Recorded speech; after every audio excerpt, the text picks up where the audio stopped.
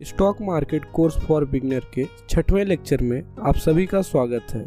पिछले लेक्चर में हमने देखा था कि एंजल इन्वेस्टिंग, वेंचुरल कैपिटल और स्टॉक मार्केट में मेनली क्या डिफरेंसेस है, और हमने ये भी देखा था कि आलोक और प्रिंस की कंपनी जनरल कंसल्टेंसी ने तय कर लिया था कि उन्हें आईपीओ के जरिए फंड रेज करना है। चलो तब देखते हैं कि आईपीओ की क्या प्रोसीजर होती है। आईपीओ के इस प्रोसीजर को SEBI, that is secretary and exchange board of India, control करती है। सेबी कैपिटल मार्केट रेगुलेटर है। जैसे reserve bank of India, that is RBI, bank को रेगुलेट करता है, उसी तरह से भी कैपिटल मार्केट को रेगुलेट करता है। तो आईपीओ के लिए फाइल करने के लिए सबसे पहले जनरल कंसल्टेंसी को कुछ इन्वेस्टमेंट बैंक को हायर करना होगा। तो फिर ये इन्वेस्टमेंट बैंक जनरल कंसल्टेंसी को आईपीओ से रिलेटेड गाइड करेंगे, आईपीओ से रिलेटेड चीज़ों के बारे में गाइड करेंगे, और साथ ही में उनका डीआरएचपी भी बनाएंगे। डीआरएचपी का लॉन्ग फॉर्म होता है ड्राफ्ट रेड हेरिंग प्रोस्पेक्टिव्स।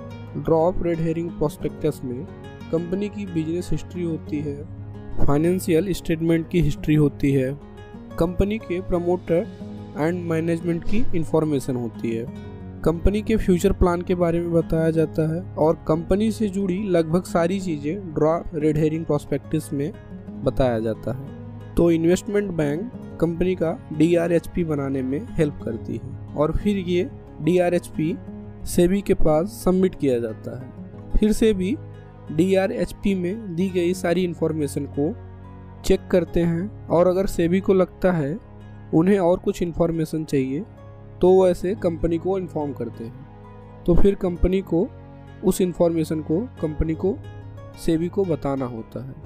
तो अगर सेबी कंपनी के डीआरएचपी और डॉक्यूमेंट से सेटिस्फाई हो जाती है तो सेबी उस कंपनी को आईपीओ का अप्रूवल दे देती है। तो जनरल कंसल्टेंसी ने भी अपने आईपीओ के लिए 2-3 बैंकों को हायर किया और अपना डीआरएचपी सेबी के पास सबमिट किया।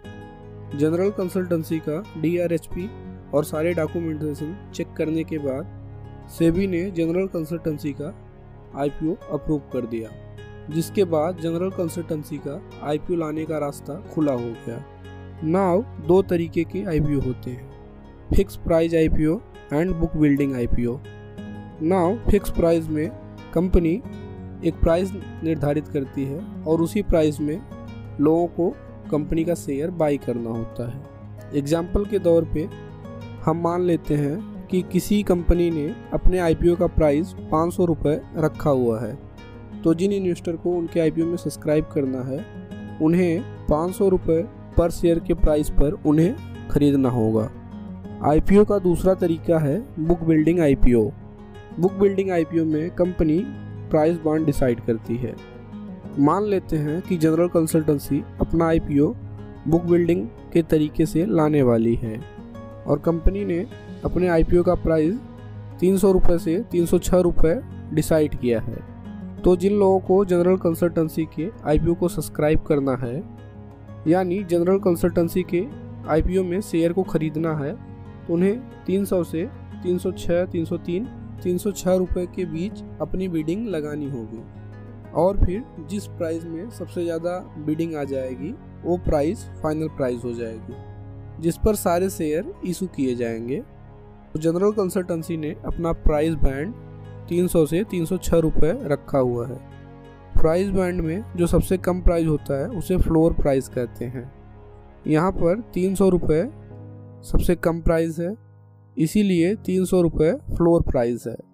प्राइस बैंड के जो सबसे ज़्यादा प्राइस होती है उसे कैप प्राइस कहते हैं। यहाँ पर 306 रुपये प्राइस बैंड के सबसे ज़्यादा प्राइस है, तो इसे हम कैप प्राइस कहेंगे।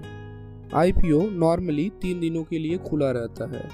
तो जनरल कंसल्टेंसी ने भी अपना आईपीओ 3 दिन के लिए खुला रखा, जिनमें 306 रुपये सबसे ज़्यादा बिडिंग आई, जो कि उस प्राइस बैंड की सबसे ज़्यादा प्राइस थी। 306 रुपये में सबसे ज़्यादा बिडिंग आने की वजह से अब जनरल कंसल्टेंसी 306 रुपये में अपने शेयर को बेच देगी। यहाँ पर जनरल कंसल्टेंसी ने अपने आईपीओ में पब्लिक से 1000 करोड़ रुपए उठाए, और उसके बदले में 20% का शेयर डिस्ट्रीब्यूट कर दिया। यानी कंपनी ने अपना 20% का हिस्सा उन इन्वेस्टर को दे दिया जिन्होंने 1000 करोड़ रुपए इस कंपनी में इन्वेस्ट किया है। तो जिन लोगों ने इस कंपनी में इन्वेस्ट किया उन्हें कंपनी में हिस्सेदारी मिली और कंपनी को अपना बिजनेस बढ़ाने के लिए पैसा मिला।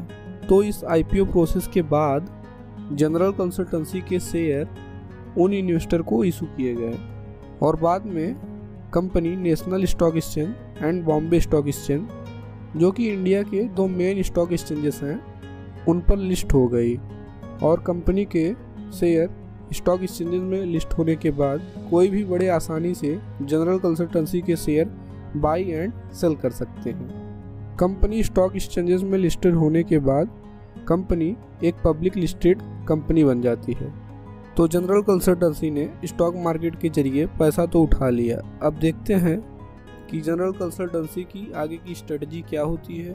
अगर आप जनरल कंसल्टेंसी के बिजनेस में इंटरेस्टेड हो और आप जनरल कंसल्टेंसी में इन्वेस्ट करना चाहते हो तो उसकी प्रोसीजर क्या रहेगी, इसे हम नेक्स्ट लेक्चर में डीपली समझेंगे।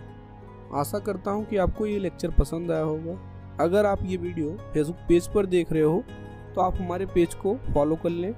अगर आप यूट्यूब चैनल पर देख रहे हैं तो चैनल को सब्सक्राइब करके बेल आइकन दबा लें। तब तक के लिए बाय बाय, सी यू।